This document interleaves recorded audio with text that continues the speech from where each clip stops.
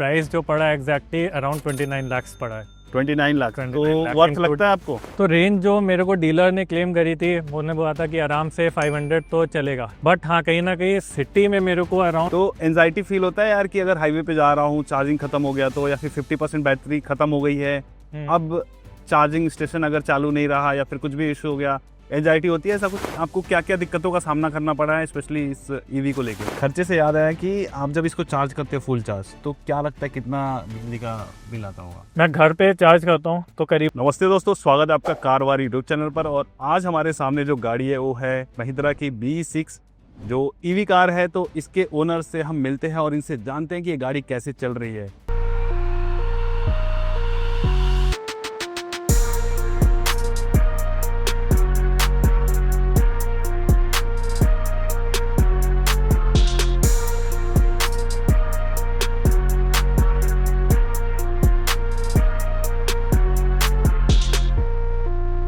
कैसे हो अंकुश भाई? बस बढ़िया भाई। Thank you so much time देने के लिए और अपनी गाड़ी का रिव्यू बताने के लिए। तो भाई सबसे पहले ये बताओ कि ये गाड़ी कितने के लिए और कितने टाइम पहले ली? यार मैंने 1 महीने करीबन पहले ली थी, 21 मार्च को। प्राइस जो पड़ा है एग्जैक्टली अराउंड 29 लाख पड़ा है। 29 लाख 29 तो लाख वर्थ include- लगता है आपको? बिल्कुल बहुत पूरा वैल्यू फॉर मनी कार है। अब जो चला करके जो मज़ा आ रहा है मेरे को, तो आई डोंट थिंक मतलब इस सेगमेंट में, इस रेंज में मेरे को और कोई कार इस उसमें दे पाता जो मज़ा। तो जब ये गाड़ी आप ले रहे थे तो और कौन सी गाड़ी देख रहे थे? जब मैंने लिया था, ये मेरा अराउंड दिसंबर में प्लान बन रहा था गाड़ी को लेने का, तो उस टाइम डेफिनेटली एक जब होता है ना आप गाड़ी ले रहे हो तो इस सेगमेंट की, तो सबसे पहले माइंड में आता है क्रेटा, माइंड में आता है, फिर दूसरा मैंने एलिवेट देखी थी। बट कहीं ना कहीं मेरे को उस टाइम इसका पता चला कोई महिंद्रा गाड़ी लॉन्च कर रहा है इस टाइप की और बहुत एग्रेसिव लुकिंग है, स्पोर्टी फील है। एंड अपने एज ग्रुप के लिए यार ये मतलब स्पोर्टी वाला फील इज वो मज़ा आता है उसमें।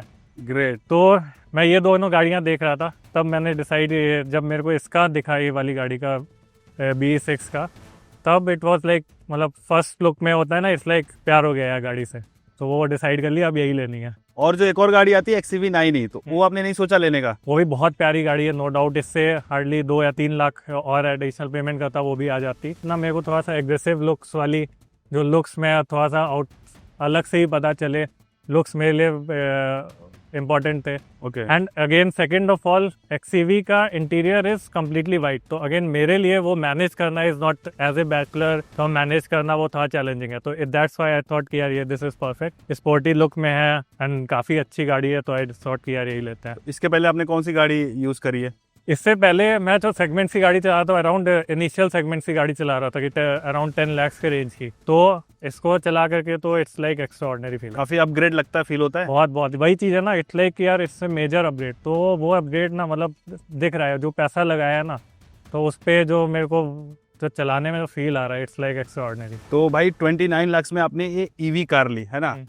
तो ईवी गाड़ियों में सबसे पहले लोग जानना चाहते हैं कि रेंज, एक होता है क्लेम्ड जो कंपनी क्लेम करती है कि भाई इतना रेंज देगा, तो रेंज आपको क्या मिल रहा है? तो रेंज जो मेरे को डीलर ने क्लेम करी थी उन्होंने बोला था कि आराम से 500 तो चलेगा, बट हाँ कहीं ना कहीं सिटी में मेरे को अराउंड 480, 490, कभी थोड़ा उससे कम उसके आसपास मिल रहा है। एक बार मैं हाईवे गया एक्सप्रेसवे पे, तो वहाँ पे करीबन मेरे को 400 किलोमीटर का रेंज मिला। तो कहाँ तक गए थे आप इससे? मैं यहाँ से लखनऊ से गया था आगरा तक, तो थोड़ा मेजर आगरा एक्सप्रेसवे 301 किलोमीटर्स, ठीक है, वो चलाया एंड थोड़ा मैं बेयर मिनिमम सिटी ड्राइविंग थी। तो भाई जैसे आप इसके पहले पेट्रोल गाड़ी चला रहे थे और अभी पहली ईवी कार है आपकी, है ना? तो एंजाइटी फील होता है यार कि अगर हाईवे पे जा रहा हूँ, चार्जिंग खत्म हो गया तो, या फिर 50% बैटरी खत्म हो गई है, अब चार्जिंग स्टेशन अगर चालू नहीं रहा या फिर कुछ भी इशू हो गया, एंजाइटी होती है ऐसा कुछ? तो जब मैं गाड़ी ले रहा था अराउंड दिसंबर वगैरह, जब मैं देखना चालू करा, तो इट वाज मेरे को कहीं ना कहीं ये मालूम था कि यार ईवी ले रहे हैं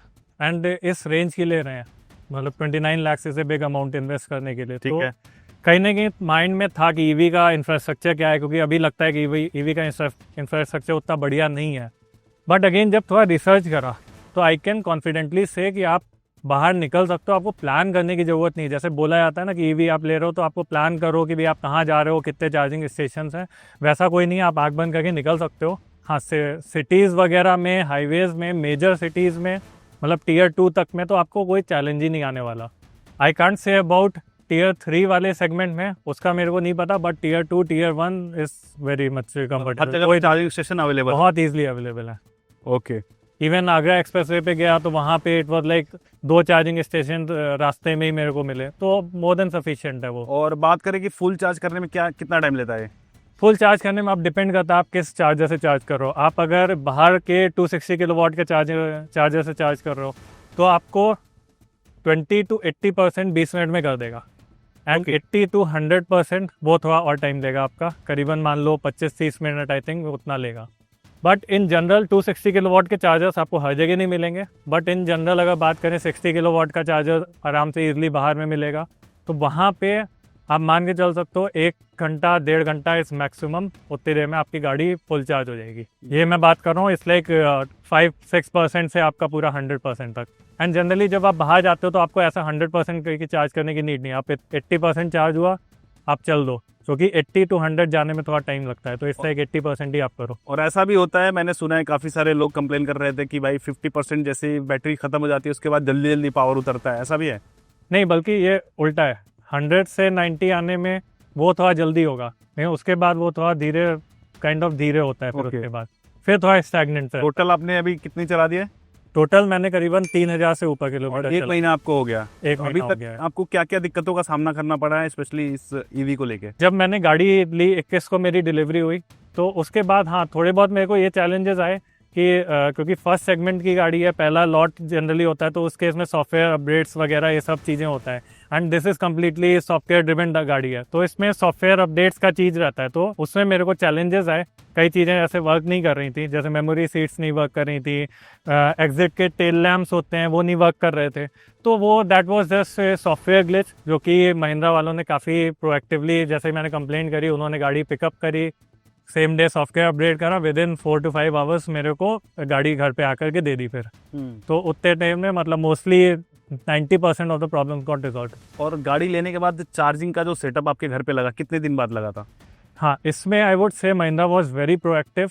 जिस दिन मेरे पास गाड़ी आई उससे पहले ही मेरा इंफ्रास्ट्रक्चर उन्होंने रेडी कर दिया था, जस्ट वो चार्जर का पॉइंट उन्हें डालना था, तो जिस दिन मेरी गाड़ी आई उसके नेक्स्ट डे उन्होंने चार्जर इंस्टॉल कर दिया, तो that was very positive of mind. अपने तरफ से भी कोई प्रिपरेशन करना होता है चार्जिंग सेटअप लगाने के लिए, लाइक अर्थिंग वगैरह करानी पड़ती है?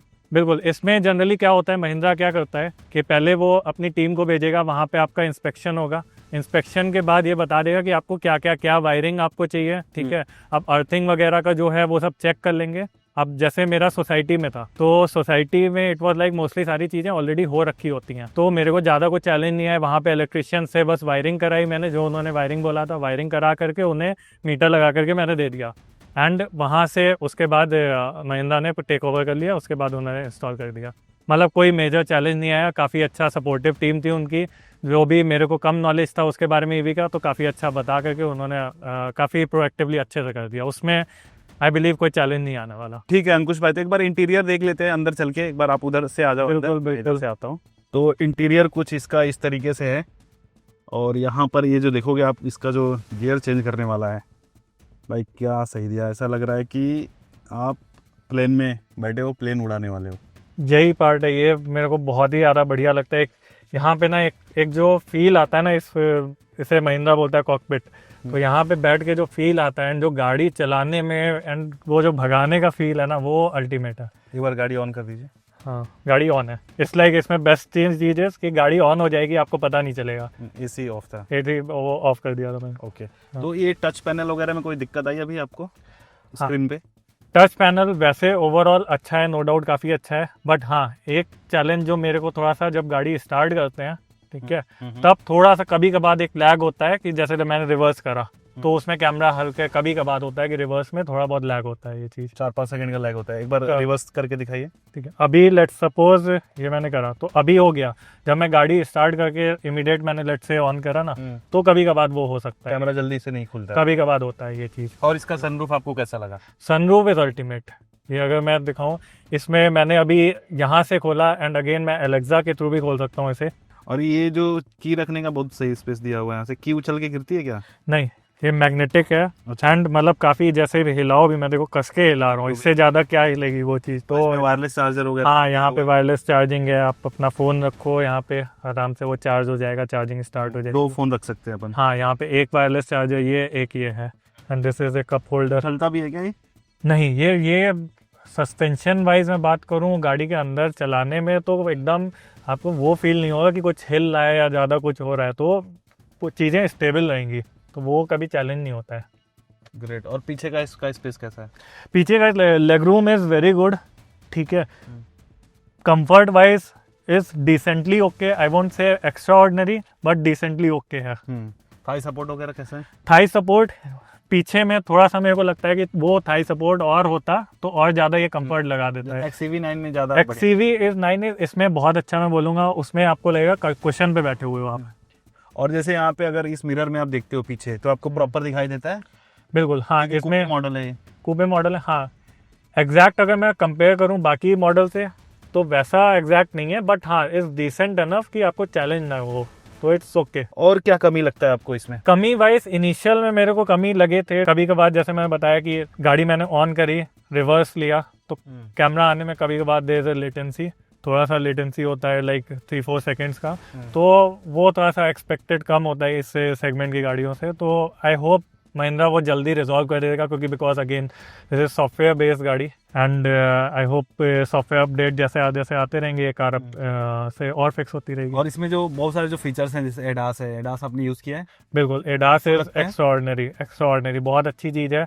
बेस्ट चीज़ उसमें मेन एडास का काम हाईवे पे बहुत ज़्यादा है, क्योंकि सिटी में तो आई वोंट रिकमेंड कि एडास ऑन करके चलो, क्योंकि कई बार ऐसा होता है ना, खास तौर से इंडियन कंडीशंस में, कि गाड़ी अपने आप ही कुछ उसने देखा ना, all of sudden emergency breaking कर देगी, तो अब हो सकता है ना पीछे से कोई आ रहा हो, ठोक उसने वो आपको ठोक देगा, तो आपकी गाड़ी डेंट पड़ सकता है। बराबर। तो दैट इज कि एडास के फीचर्स आप यूज़ करो हाईवे पे। एंड हाँ, वन ऑफ द जो बहुत अच्छा फीचर मेरे को लगता है जब मैं रिवर्स ले रहा होता हूँ, तो वो काफ़ी अच्छा कि कोई भी पीछे से अगर आएगा, कई बार नहीं दिखता है, वो आप नहीं ध्यान देते हो, तो वो गाड़ी ऑटोमेटिकली ब्रेकिंग ले लेगी। तो एडास लेवल 2++ है इसमें, तो इसमें दैट इज वेरी एक्स्ट्राऑर्डिनरी, मतलब काफ़ी अच्छा वर्क करता है ये। एक चीज़ ये भी बताइए, जैसे कि सर्विस कॉस्ट वगैरह, सर्विस तो हुआ नहीं रहेगा अभी मेरा फर्स्ट सर्विस हुआ है इस महिंद्रा का। क्या है, 3 सर्विसेज वो कॉम्प्लीमेंट्री दे रहे हैं। First on 2000 kilometre, second on 10,000 and third on 20,000 kilometre. ठीक है। बट अगेन जो मैंने रिसर्च करी है उसमें मेरे हिसाब से ईवी में एज सच कोई मेजर ज़्यादा खर्चे हैं नहीं। आपका इंजन होता नहीं है, ठीक है, जस्ट इट्स लाइक मोटर है, तो वो उसमें कोई ऐसे मेजर चैलेंज आते नहीं है। तो आई डोंट थिंक कोई मेजर ऐसे खर्चे आने वाले हैं, एज लॉन्ग एज कोई एक्सीडेंट वगैरह हो तब आ सकते हैं, बट एज सच मेजर खर्चे नहीं है मेरे को। इंश्योरेंस मोटा मोटा कवर कर ही लेगा। इंश्योरेंस हाँ, वो उसमें बिल्कुल इंश्योरेंस भी अच्छा है, इंश्योरेंस लिया तो बिल्कुल वो कवर कर लेगा। जैसे कि खर्चे से याद आया कि आप जब इसको चार्ज करते हो फुल चार्ज, तो क्या लगता है कितना बिजली का बिल आता होगा? बिल्कुल, तो इसमें मैं एग्जैक्ट बताता हूँ ये चीज़। मैं घर पे चार्ज करता हूँ तो करीबन 8 रुपये यूनिट मान करके उतना करीबन मोटा मोटा उतना आता है। तो मैंने देखा है जब मेरी 10-15% रहती गाड़ी, वहाँ से मैं 100% करता हूँ, तो रफली 550 के आसपास का मीटर रीडिंग वो रहती है, उतना 550 यूनिट, 550 रुपीज़ उतना वो मेरा मीटर कंज्यूम होता है। ओके। एंड 550 में मैं मान के चलूँ सिटी में आराम से 450 से ऊपर ही आएगी, 450 से ले तक 500 डिपेंडिंग अपॉन योर ड्राइविंग। तो ऑलमोस्ट 1.25 रुपये 1.5 रुपये पड़ा आपको? बिल्कुल बिल्कुल, पर किलोमीटर। अगर सर्विस वगैरह सब मिला ले तो 2 रुपये पर किलोमीटर के हिसाब से बिल्कुल आपको जा रहा है। तो कम्प्लीटली आपको वर्थ लग रहा है ये? इस रेंज की गाड़ी ले रहे हो, उसके बाद पेट्रोल का भी एडिशनल खर्चे हो, तो क्योंकि इस रेंज की गाड़ी मोर लेस माइलेज देंगी आपको 8-9 का, आई बिलीव, मेरे को ये लगता है। तो फिर ये बहुत अच्छा एडवांटेज हो जाता है कि आपका ईवी का कोई खर्चा नहीं है ज़्यादा। पेट्रोल में तो आप फ्रीली मतलब कहीं भी घूमो भगाओ, मैं भी इवन अभी यही कर रहा हूँ, इधर उधर जब मन करा निकल लिए, साइकिल की तरह लेके निकल लिए, सोचना नहीं पड़ता है। एक जो मिडिल क्लास माइंडसेट होता है ना कि भाई हाँ यार पेट्रोल बहुत ज़्यादा लग रहा है तो थोड़ा सा कंट्रोल करो, तो वैसा नहीं है अभी। तो एकदम मतलब क्या ही है, भी नहीं रोकते होंगे, कोई नहीं रोकता कोई इट्स लाइक कि भाई पूरा ले करके जाओ फ्रीली, कुछ सोचना ही नहीं, इतना कम खर्चा है। ओके। और इसमें कोई ग्रूव मी करके फीचर है, थोड़ा एक बार दिखाइए। बिल्कुल बिल्कुल, यहाँ पे आपका ग्रूव मी फीचर होता है। इसमें क्या होता है, ये ओनली रात में बहुत अच्छा लगेगा। अभी मैं स्टार्ट शो करता हूँ, तो अभी इसमें अगर देखोगे तो शुरू हो गया, यहाँ पे पूरा लाइटिंग्स वगैरह होगी। एंड अगर मैं सनरूफ ओपन करूँ तो में भी लाइट चलेगा, सनरूफ में भी लाइट जलेगी। तो ये अभी जैसे डे लाइट है तो उतना नहीं पता चल रहा, बट रात में लुक ब्रिलियंट, बहुत सुंदर लगता है। तो ये माहौल पार्टी वार्टी करने के अल्टीमेट मतलब आप करके मतलब थोड़ा सा कभी कभार ऑड लगता है कि एकदम से, क्योंकि फ्लैश लाइट पूरा मारता रहेगा वो आगे भी कुछ बट अगेन आप अगर वो एंजॉय करना चाह रहे हो, पार्टी करना चाह रहे हो, इट्स फन, मतलब बहुत मजेदार चीज़ है। पता नहीं गाड़ी बनाया कि क्या बनाया भाई महिंद्रा वालों ने। ओके, एक बार बाहर आ जाते हैं हम। ये खोलने वाला भी काफ़ी यूनिक है, पुल टू ओपन। तो भाई ये 3 पैक वाली है ना ये बैटरी? ये बैटरी ये अभी पैक 3 मॉडल है, यही अभी लॉन्च हुआ है, टॉप मॉडल ही है। हाँ, इसके बाद आई बिलीव जून या जुलाई में अब second top end all models आ रहे हैं। ये ग्रूम ही इसका चालू ही है। हाँ? अभी ये ग्रुप में चालू है इधर से, एंड बेस्ट इज पीछे से भी बहुत अच्छा व्यू आता है। ये तो लग रहा है म्यूजिक प्ले हो रहा है यहाँ पे। एग्जैक्टली, इवन क्या होता है म्यूजिक के साथ वो सिंक कर जाएगा। अभी जैसे म्यूजिक अगर मैं प्ले करूँ तो उसके हिसाब से सिंक करके लाइटिंग होगी। नाइस। पीछे से कुछ ऐसा लुक है गाइस, आप देख सकते हैं। तो रोड पे जब चलती है तो अटेंशन मिलता है लोग। एग्जैक्टली, मतलब क्या कहते हैं बहुत ज़्यादा अटेंशन है अभी तो। मतलब अभी फर्स्ट टॉप मॉडल आया है, अभी गाड़ी नई नई लॉन्च हुई है, तो लोग पीछे मुड़ मुड़ करके देखते हैं। इवन मज़ेदार चीज़ कई बार ये हो जाता है, बाइक पे कोई चला रहा है तो पैसेंजर वाला तो देख रहा है, इवन बाइक चलाने वाला भी पीछे मुड़ करके देख रहा होता है, तो कई बार लगता है एक्सीडेंट ना कर दे वो।